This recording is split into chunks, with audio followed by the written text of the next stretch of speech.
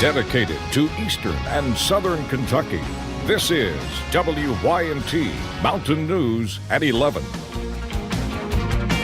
Good evening, I'm Connor James. We begin tonight in Laurel County, where just a few hours ago we learned that a death investigation is underway. Deputies say a man identified as 51-year-old Terry Hammonds was found dead by a family member in a home on Highmore Road. We've pointed that out to you on this map here. As of now, investigators are not sure of his cause of death. The body was sent to Frankfort for an autopsy. We will update the story as we learn more on our website, WYMT.com. And one Pike County school was burglarized early Sunday morning. Surveillance video reveals who officials think is Corey Price breaking into a door at Johns Creek Elementary School and stealing money from teachers' desks. Superintendent Reed Atkins had a strong message for future thieves. We just want them to know if they damage our property or they steal anything from our students, we will prosecute them. There are around 30 surveillance cameras around the school. There is about an hour and a half of security footage showing the man's activities. Officials say Corey Price was cited for third-degree burglary. Another scare at a Kentucky school, this time in central Kentucky. School officials say a student was found with a loaded gun. This happened at the New Great Crossing High School in Scott County. Officials say a 15-year-old boy was hiding this loaded handgun in his waistband while in and around the school. A tip from another student led officers to act fast. Literally within just minutes, I mean, we're talking less than 10 minutes, have this student not only identified, but located and detained with a gun recovered. The student has since been arrested. Police say he will be charged with possession of a weapon on school property, while other charges are pending. And students and staff at the University of Tennessee in Chattanooga were able to return to campus after a gun scare today. Police gave the all clear earlier this afternoon after a report of an armed man on campus. It turns out a Chattanooga officer was seen carrying his tactical gear after getting off his shift. After a sweep of campus, nothing suspicious was found, but teachers and students were warned to be on alert. The police chief says there are no other areas of concern or threats.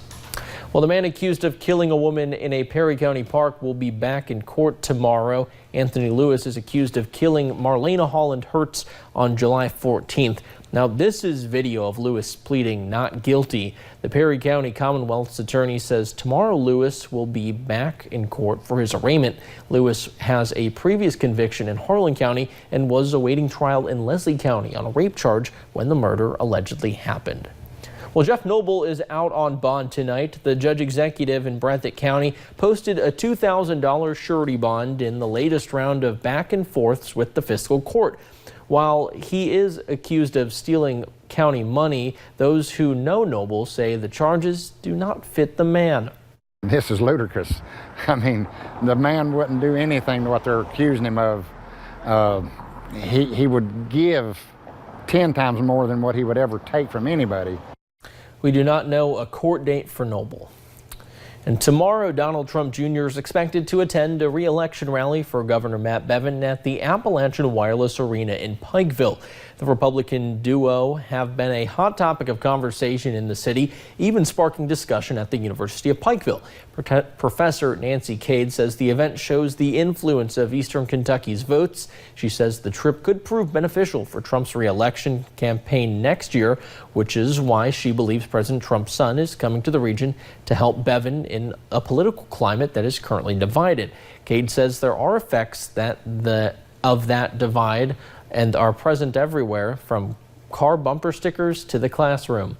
I have one student who will be working there tomorrow, and I have another student who asked if they could be released to go boo.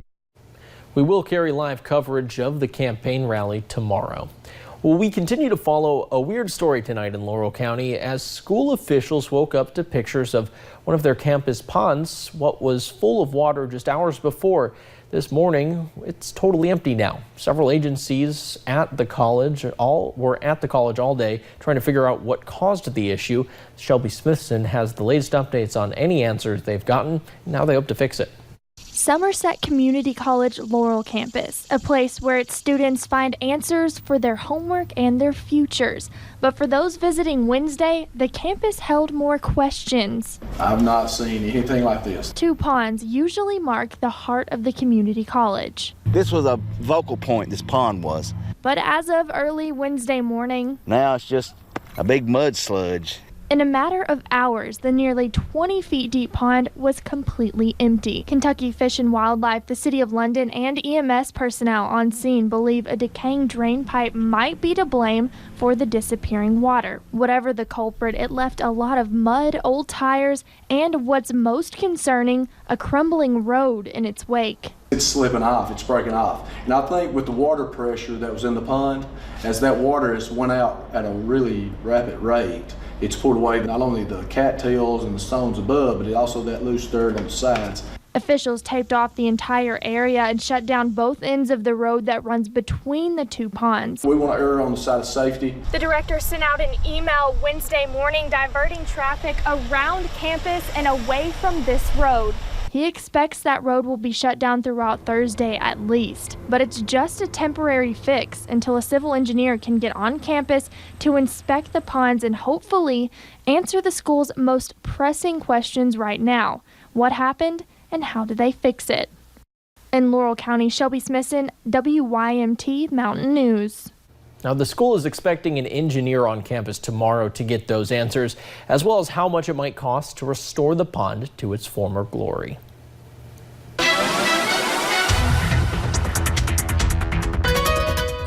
Well, it was another gorgeous day here in the mountains, and if you love today, you'll love tomorrow as well. We're seeing a much different view on our Interstate 64 camera than we saw at this time last night. If you remember, it was very soggy throughout the overnight hours as that cold front moved through late last night, but for now we're looking at those clear skies over into Moorhead. All of us dealing with those clear skies haven't had to deal with really any of those clouds or those range hits today. Very quiet looking at satellite and radar. Check out those temperatures, all of us into the 60s. Some of us already dropping into the lower 60s, looking into Hazard, Harlan, over into Y. Still pretty warm in Jackson at 69, and we're seeing a 63 looking over into Somerset. Now most of us will be into about those mid to upper 50s, clear, cool conditions. Could be dealing with that patchy fog late tonight, early into tomorrow, but we are going to continue to see those nicer temperatures as we head into your Thursday. Plenty of sunshine is in store over the next few days, and we do actually look to warm up a little bit as we head into the weekend. I'll have all those details coming up in just a little bit. Connor.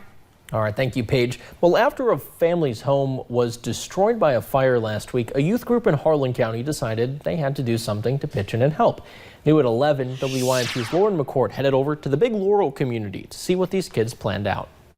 These kids may look like they're about to head to their regular Wednesday night church service, but youth group is taking place somewhere else. I know you could have been doing a lot of other things with your day, but you came here to help your friend. After one of their own lost everything in a house fire, these teens knew they could not just sit around and do nothing. Last week I said, kids, got any ideas to help Big Jacob? And they said, let's do a car wash. So they grabbed some sponges and filled up buckets of water and went to work. I was like, okay, we can do that. As cars lined up, donations poured in. So every proceed, every dollar is going to Big Jacob. All to help out their dear friend Jacob Smith. I mean, he lost everything, so it's good to help him. Learning the value of helping others. They've learned an unselfish act of doing something special for their friend. And how to wash a car. Just go in circles. Try not to miss anything. All in the same night in Harlan County. Lauren McCourt, WYMT Mountain News. Now, the youth group raised a total of $682 at their car wash. Well, Pikeville Medical Center is hoping to expand its neonatal intensive care unit known as NICU. Pikeville Medical Center has applied for a certificate of need to add 8 more beds to their unit. This would allow them to treat babies born as early as 28 weeks. Workers say this would help those babies that are born prematurely. To see these babies and to see what we can do for these babies and how we care for these babies daily, to watch them grow, to watch them get better and to go home with their parents. That's what it's all about. The hospital is hoping to hear back on the certificate of need by the beginning of 2020. Well, one eastern Kentucky town is receiving national recognition. The city of Whitesburg was recently named one of the top 25 most stunning mountain towns in America by Reader's Digest. With 5 lookouts in the town alone, it's not hard to see the view. James Wiley Craft, the mayor of Whitesburg, says the beautiful views are not the only thing the town has to offer. We have a lot to offer. We have a lot of crafts. We have a lot of arts. We have a farmer's market. We have almost everything that a small town can offer to those people. City officials say the town's offerings are a good opportunity for not only community members, but the people outside the county. Letcher County has nearly 20 Airbnbs for visitors to stay in. Well, the football season is in full swing and teams across eastern Kentucky are making their mark. Last week's football game against Paces Elementary and Mountain View ended with an unexpected twist. After more than 2 hours in the rain, head coach of Mountain View asked the other team for a favor, allowing Eli Wooten, a team member with autism, to make a play. We got a little fella on our team, number 24. Not sure who that child is, but he had ran and just picked Eli up and had him up in the air just like they had won the Super Bowl. The referee, John Woods, got the footage on camera. Eli's parents said they are grateful to everyone for making Eli's dream come true. Well, coming up at 11, after 2 weeks at sea, a 16-year-old activist lands in New York. We'll take you there with her plans to make waves over climate change. And if you like today's weather, well, you'll love tomorrow as well. I'll have those details coming up.